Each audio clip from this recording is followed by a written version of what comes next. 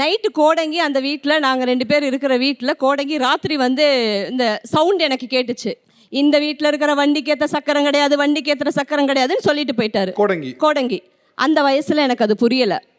எங்கள் பக்கத்து வீட்டில் இருக்கிறவங்க ஒரு நல்ல அந்த அம்மாவுக்கு ஜோசியம் தெரியாது, ஜோசியம் மீது நம்பிக்கை கிடையாது, எதுவுமே கிடையாது. அவங்க வந்து சொன்னாங்க, ரேகா கொஞ்சம் பார்த்து இரு, உங்கள் வீட்டு வாசலில் வந்து இந்த மாதிரி சொன்னாங்க அப்படின்னு சொன்னாங்க.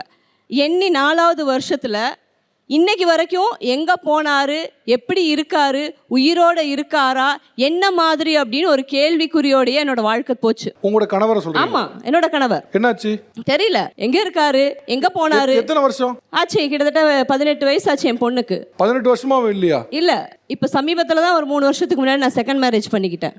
உட்காந்துருக்காரு இல்லைங்களா blue colour shirt, Kovai Chennai உட்பட நிகழ்ச்சிகளை நான் வந்து ஜோசிய நிகழ்ச்சி, அவரோட பல வாதாடங்கள், ஜோசியமே இல்லை, அவரே சொல்லிட்டாரு, நீங்கள் ஜோசியத்தை நம்பவே மாட்டீங்க மேடம், நீங்கள் கேள்வி மட்டும் கேளுங்க, நீங்கள் தொகுப்பாளினியாக மட்டும் இருங்கன்னு. ஜோசியத்துமே நம்பிக்கையே கிடையாது.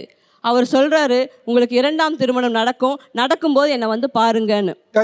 அவர் சொன்னாரு. இப்போ இவர் வந்து உங்களுக்கு 2ஆவது திருமணத்தை பற்றி சொன்னாருங்க. 18 வருஷம் உங்களுடைய கணவர் இல்லை அப்படிங்கிறீங்க. அந்த தகவல் அவர் தெரியுமா முன்னாலேயே?